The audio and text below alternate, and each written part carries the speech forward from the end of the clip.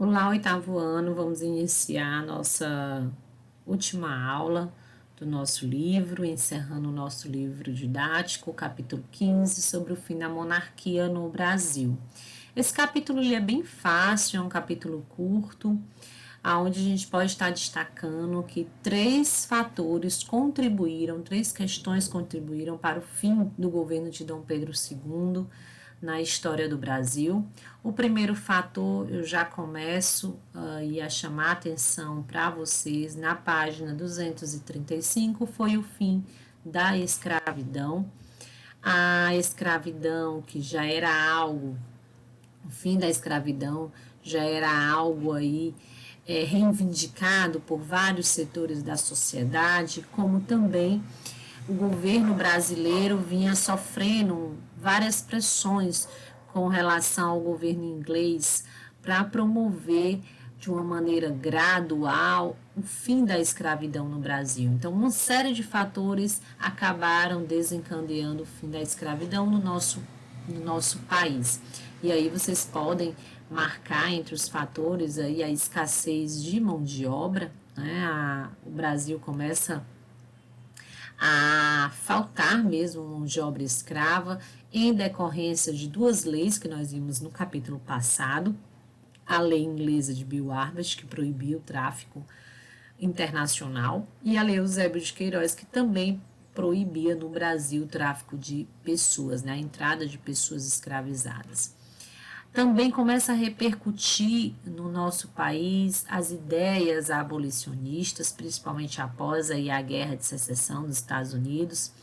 Essas ideias começaram a cada vez mais se popularizar entre os países do continente americano.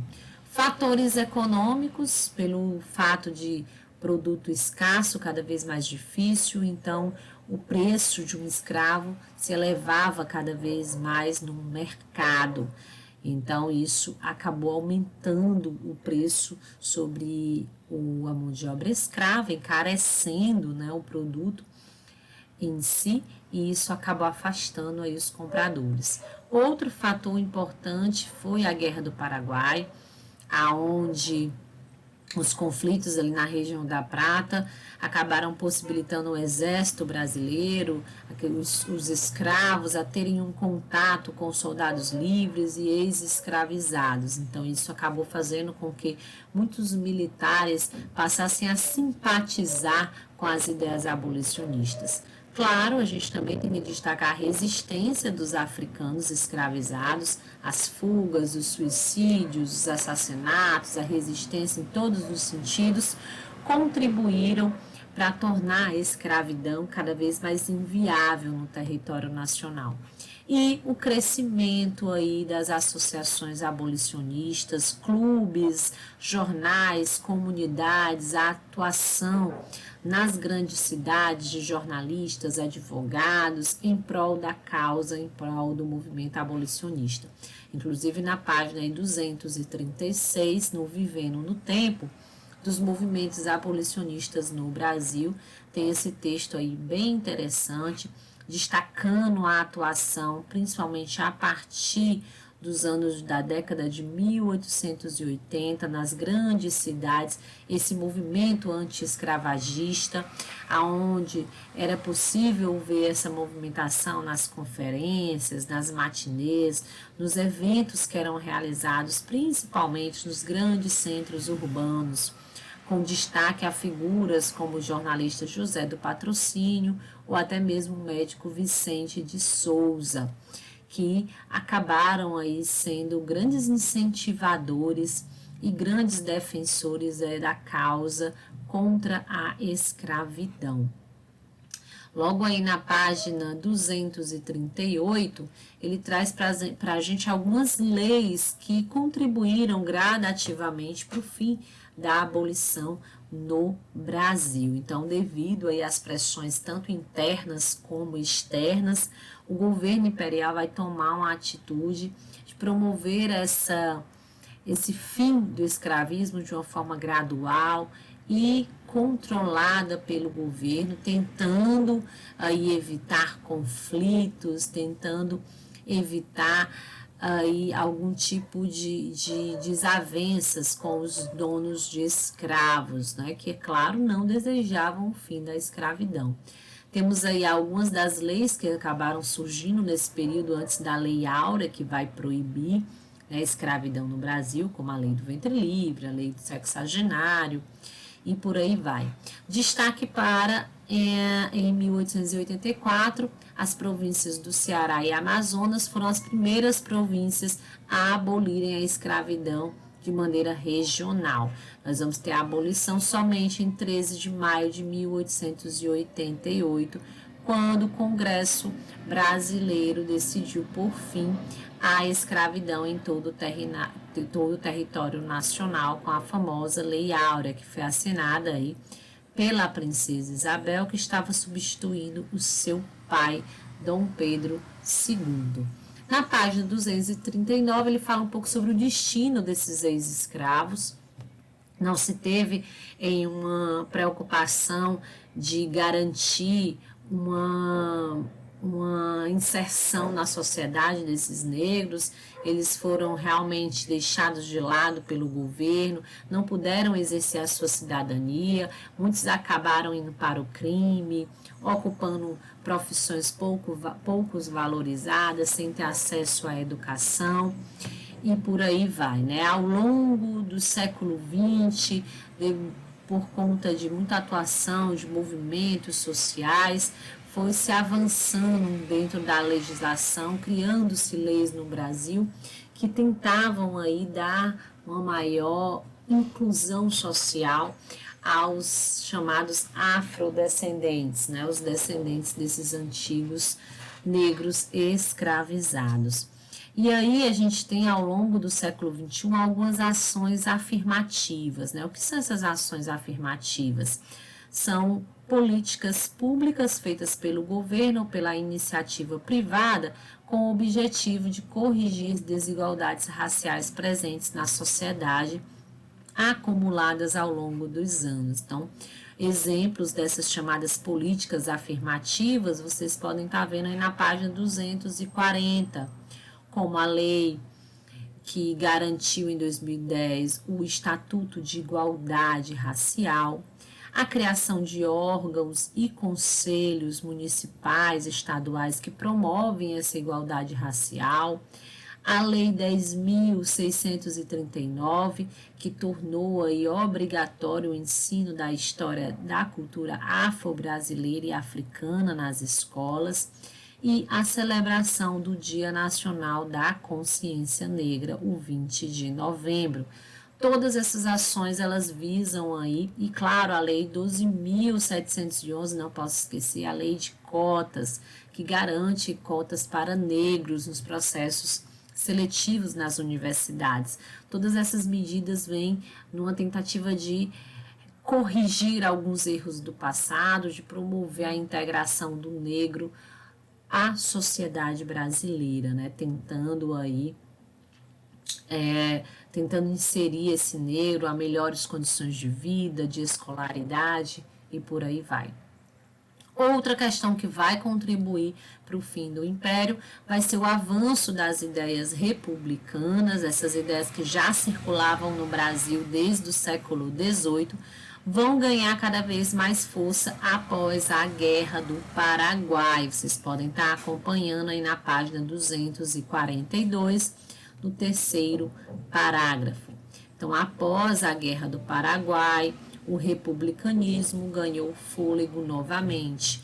Em 1870, um grupo de dissidentes do Partido Liberal lançou no Rio o Manifesto Republicano, na qual afirmavam: somos da América e queremos ser americanos, numa clara referência à situação de exceção do Brasil, o único país não republicano de todo o continente. O primeiro partido republicano a ser fundado no Brasil será o Partido Republicano Paulista, em São Paulo, uma convenção na cidade de Itu. E ao longo dos anos, esse ideal republicano ele foi se transformando em algo muito recorrente entre os brasileiros, principalmente os brasileiros dos centros urbanos, da classe média. Com o fim da escravidão, até mesmo os grupos mais tradicionais, grupos monarquistas, passaram então a defender as ideias republicanas, já que os antigos donos de escravos se sentiram, de certa maneira, traídos por Dom Pedro II. Então a monarquia já não servia mais aos seus interesses e muitos desses donos de escravos passaram a realmente defender as ideias de república. A gente também tem aí a questão religiosa, né? A questão religiosa, um embate aí, um conflito entre Dom Pedro II e os membros da Igreja Católica, devido à decisão do Papa Pio IX, que vai proibir aí os clérigos tanto de participar da maçonaria, como também de seguirem as ordens dos governos locais. Diziam que os membros da igreja deveriam obedecer apenas à autoridade papal. Então, isso acabou gerando ali um conflito entre a igreja e Dom Pedro II, fazendo com que ele também perdesse esse apoio da própria igreja, né? E a questão militar, após aí a Guerra do Paraguai, o exército brasileiro passa a se organizar melhor. Os militares mostravam-se aí bastante descontentes com a desvalorização que o exército brasileiro tinha para o governo, os baixos salários, ou as lentas promoções dentro do exército. Então, durante a Guerra do Paraguai, os oficiais puderam, então, conhecer a realidade das repúblicas platinas, cujos exércitos ocupavam uma posição de primeira linha em todos os assuntos, inclusive na política. Não demorou muito para que os militares brasileiros reivindicassem maior participação nas decisões do governo.